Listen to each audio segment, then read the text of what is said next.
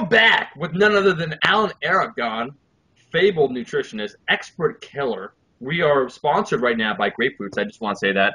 Makers of fine products that some people tend to use, some bodybuilders. So we want to shout out Grapefruits for managing to sponsor us. Also, Cobblestone Stout, which is, at 2 p.m., always a good option. My man, the myth, the legend, Alan, thank you for being back. We're wearing the exact same clothes. I don't know what happened. We both. What's up? Hey, that's a fresh top you got there, by the way. Thank you. Triple D strength, baby. Triple D. Dedication, drive, and donuts. Oh, donuts. I can't see the third D. I knew it was donuts. I just knew it. So, Alan is pretty much the dude when it comes to nutrition. He's humble. He learned that, of course, from his time in Middle Earth with his father, Aragon. We're talking about peri-workout nutrition right now. A long time ago in a galaxy far, far away, it was an old adage that the anabolic response, you must spike your insulin. You have to consume carbs around your workout, otherwise you're going to die, you're going to be a little bitch, and no one's going to love you. Then, over time, with research, it's like, you know what? It is not post-haste. There's no necessity of consuming absolutely 5 minutes before your workout. Time to the exact response, the anabolic response. Maybe it's not true. You, Alan, now head the AARR. There was something recently that you done, but none other than Rad Bronfeld, I believe, Yes. some research. Care to share about this peri-workout nutrition? Do we need to consume food pre? Can we just intermittent fast? Post-workout, does that even matter? What is going on? My little brain can't take it. I need a sip of brew. Well, here's the synopsis of it all.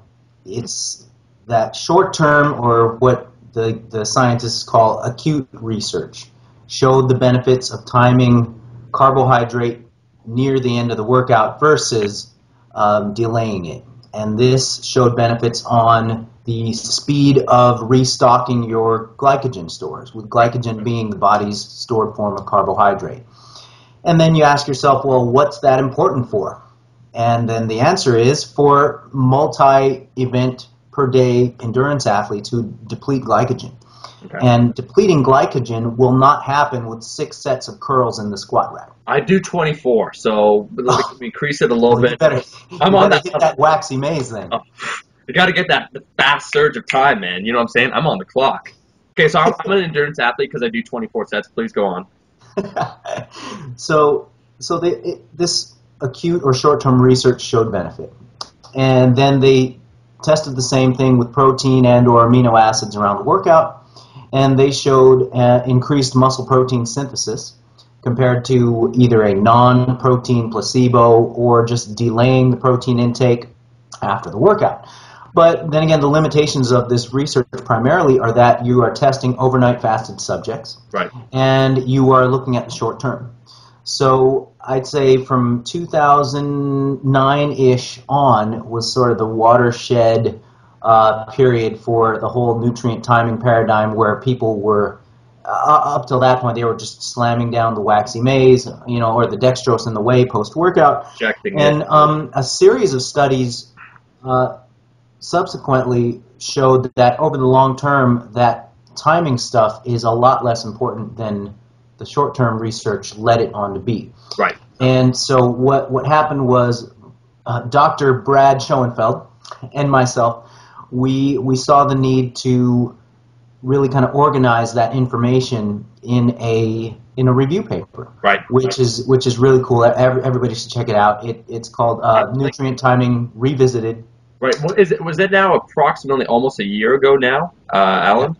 Right. Yep. Okay. Yep. About a year ago, Nutrient Timing Revisited, and it's really cool because that's the most viewed article in the history of the Journal of the International Society of Sports Nutrition. How's it feel to be a rock star, Alan? Just be honest. Man, it does feel great. It feels awesome. And they want to buy your sweat. They want to know how to do your hair. They want grooming tips, flex shows. It's blowing up. You know what? I've been doing my push-ups because I'm like pushing guys and girls off of me all the time. Is that how you build the inner pec, by the way? I just want to confirm about that. Upper inner, baby. Oh, the upper inner. Okay, good. That line, I noticed the line through the shirt. Well, sorry, it's sickening. It's sickening. It's sickening. Sickening. What's up, Cage? I want to give a shout out to the Cage real quick. because when I think of all of my inspiration and where most of my education came from, it's from Hollywood's Rabbit Cage on Facebook. Okay. Shout out to you guys for watching, and thank you for teaching Alan everything that he knows, because this is real right here. Alan, so you did the peer review with Rad Bronfeld, and what happened? Okay, well, this review paper, it really blew up in terms of popularity and exposing the whole anabolic window for really being kind of a mythical concept that people tend to look at in a vacuum and in isolation from the rest of the diet. So really what it boils down to, the importance or the crucialness of getting that protein and carbs in ASAP post-workout really depends on the placement of the pre-workout meal. Right. Okay, can we get into that concept right there? What factor, or when you consume your food before training, how does that impact what, if any, you need to consume after? Yeah, this is the general idea. Depending on the size of the meal, like you take a normal mixed meal with protein, carbs, and some fats,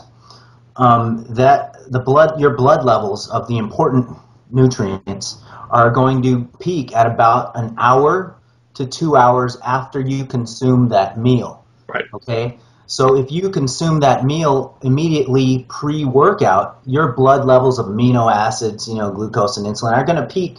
Like, they're not all going to peak at the same time, but they're all going to peak in the neighborhood of about an hour, sometimes 2 hours after you ingest that meal. Right. So a lot of folks who consume a pre-workout meal are still not completely on the way down of their nutrients, going back down to baseline in the blood. Right.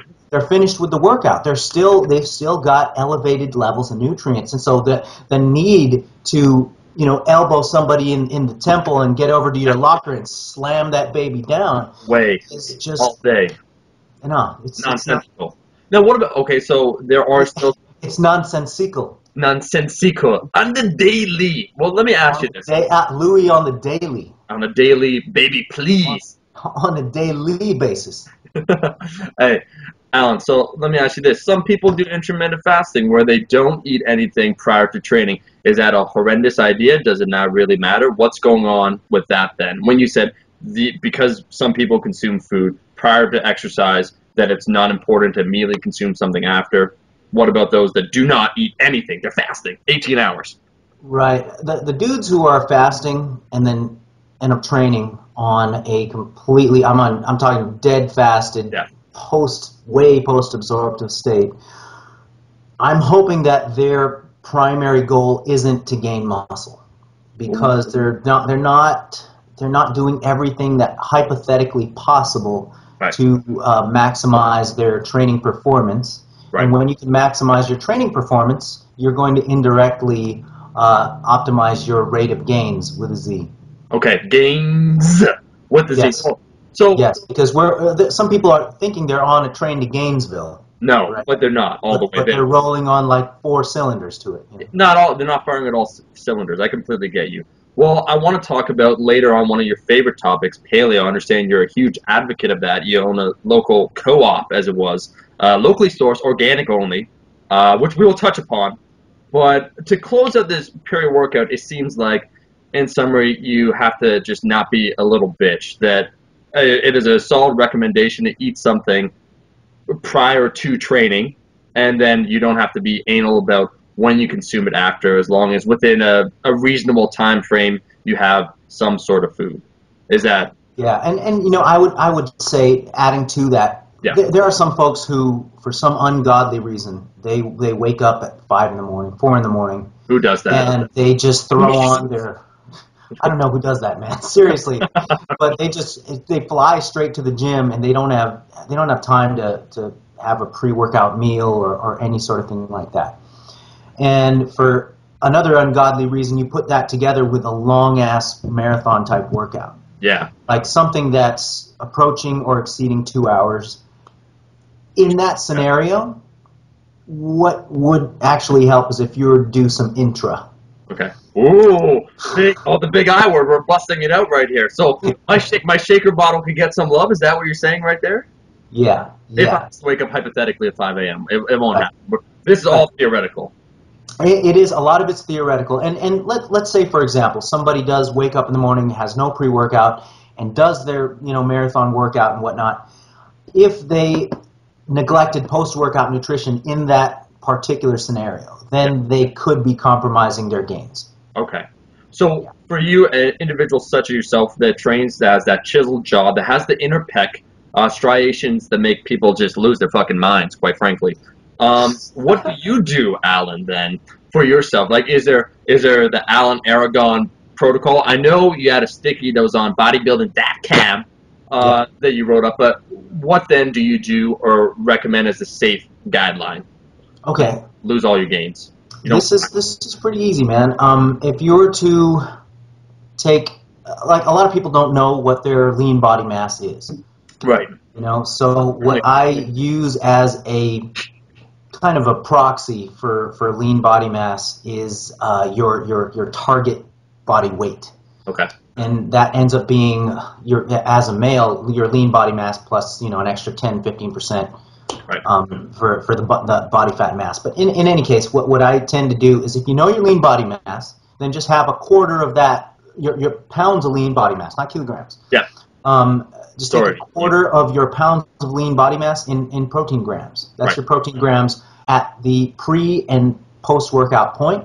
Okay. And try to have both doses within 2 hours of both sides of the training bout. There you go. And that, that is a little bit, what that's doing, it's sort of erring on the safe side. It is a little bit brotacular, but it is covering all the bases. And it's not necessarily leaving your muscles high and dry during a time of increased receptivity and turnover, etc. So that would be my general kind of like catch-all recommendation for that. It basically, there are no negative side effects of consuming that protein either pre or post, so you're just being essentially safe in the eventuality that there is a minor benefit to it. Right. There, I would say that the peri-workout period to get your nutrients in, with protein in particular, there's a little wrinkle there I want to talk about with carbs, is about anywhere from, on the upper end, like 4 to 6 hours. Right. So, if you have your pre-workout meal 2 hours prior to your training bout, which a lot of people will have it, like anywhere from 1 to 2 hours prior to, then you're going to have a good 1 to 2 hours leeway after the workout to drive home in traffic on the freeway, etc. Whatever, you don't have to keep your shake in the locker room. Okay. So are we saying in 50 years this might be an archaic, just kind of like the radio where nobody uses it, or it is something? Just think of the smell of that thing after you left that freaking shake there. You accidentally leave it in the car. Yeah.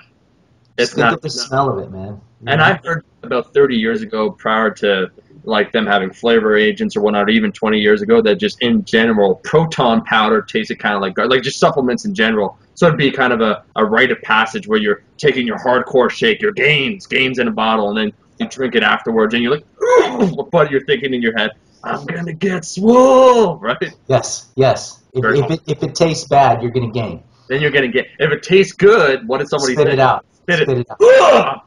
Way to develop horrible eating recommendations. So, Alan, you have just slammed it down. I'm gonna put some text on there on peri-workout nutrition. I think we answered everything. Do you have anything to add?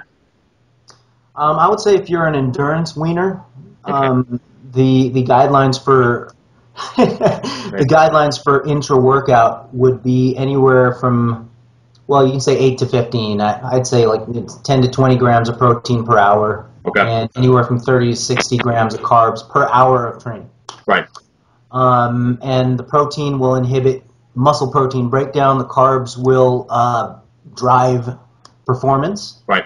And it's all good. I mean, if you wanted to go the intra workout route, but then again, you got to realize, I mean, the body nutrients are already seeping into the system from the pre-workout meal, and so people put a pretty huge unnecessary emphasis on intra-workout nutrition, especially for those with sound pre-workout nutrition. And one thing I would say with intra-workout nutrition that might help people is there is a certain drive to drink and hydrate properly. You sort of force yourself to do that with an intra-workout drink. Right. And then if your intra-workout drink actually tastes good, it'll improve your mood. Right. You could potentially be more amped up from a central standpoint. Okay. So there is some hypothetical mechanisms about how and why an intra-workout drink might drive better training performance. However, okay, yeah, bring your beer to the gym. Exactly. It'll I make pick up a few numbers on the way out. So no, well, Alan, sorry, you're going to close out, my man. Do you have anything else? oh yeah, no. That's just basically there are some hypothetical reasons to go intra if it increases your mood and helps you hydrate. Whereas if you're the type of guy to just pound through the gym and just not be drinking water and not necessarily be amped up and whatnot. Yeah. If you're the type of guy who doesn't have Miley Cyrus in the headphones. She's my one, man. She's my jam. When I listen to her, some people listen to Pantera, Metallica, Megadeth, Miley, bro. That last set of bicep curls, I was feeling it. I think I made eye contact with you from like across the nation, from like 3,000 miles when I was doing that set. Dude, you hit those squat rack curls like a wrecking ball. Like, came in like a wrecking ball. You know what I'm saying? Well, Alan, I think you're keeping a straight face. I think you slayed the PERI-WORKOUT. I want to thank Alan for taking the time to answer that question, providing the insight. I want Alan, you right now, because now is the time. We're gonna keep rolling with this, but I want you to plug some of your stuff. You're selfish. Selfless. Sorry, I don't like this. I got to plug some of your stuff. The AARR. What is it? The Alan Aragon Research Review. I'm part of the cult. Okay, I'm a card-carrying member. When you say drink the purple grape drink, I say how much, how high, what do we do? What is it, and why is it fantastic? Because it is. The Research Review that's my baby. It's my monthly, I guess you could call it a technical type of newsletter. Right. It's more than a newsletter, though. I mean, I have some serious heavy-duty guests in there. We got Eric Helms contributing, Brad Schoenfeld, all kinds of games. Going on in there, and it's just a mashup of nutrition, training, supplementation, research, review, synthesis. I mean, I'm just taking the state of the science and I'm kind of boiling it down into what's going on, what we can use from it, and what's new, what's interesting, and what's worth a try. It's very nerdy. It's highly nerdy. I would say, to be fair to you, though, I think you do an exceptional job of explaining everything quite clearly and making it more easily understandable than it is naturally, I think. Thank you. So. Thanks, man. Thanks. No, I got some serious dudes that subscribe to that. The people who are subscribed to the review are folks who are just really obsessed with the fitness thing, and surprisingly, a few of them are outside of the industry. I mean, I do have physicians subscribe to it, like the Nadolski brothers, Dr. Casey and Dr. Spencer. We got Eric Helms is subscribed. Eric Helms. Pretty damn drunk. He insists on being subscribed, even though he contributes to it now and again. And just all of 3DMJ checks it out. It's just really, I'm very honored and I feel really sort of privileged to be able to contribute in this way to the industry. I think you do a fantastic job. I think literally anyone. Let me do my job here. I think anybody that is serious about learning the science behind training and nutrition should be subscribed to the AARR. That it is one of those sources that it remains bullshit-free, unbiased, and provides information in, let's face it, the most easily understandable way, right? Without losing any of the fidelity of the information, is what I'd say. Thank you for the kind words, and also I want to say that Lyle McDonald is in there also. Oh, Lyle. I love Lyle, except when you see him on Facebook, you're like, hey, what's up, Lyle? He'll be like, fuck you, you're a thunder cunt. I'm like, okay, fair enough. That was not an appropriate call and response to that, but that's cool. Yeah, I heard Lyle is going to be doing the second edition, or was it third edition, of How to Win Friends and Influence People. He's going to be rewriting that. Wow, it's going to be available as an ebook on bodyrecomposition.com. Alan, I'll say this. Thank you for this. Let's close it on out. We're going to have more topics. Any closing words you want to say about peri-workout nutrition for gains? Boom. Oh God. Just just limit Okay. your bumps in the road on the way to Gainesville, man. Okay. And just And do it smart. Do it smart. No need to bring Tupperware, and just nail your macros. Focus on your total daily macros, right. and that is the cake. That's the wedding cake. The timing of it, that's that thin layer of icing. But get the cake straight first.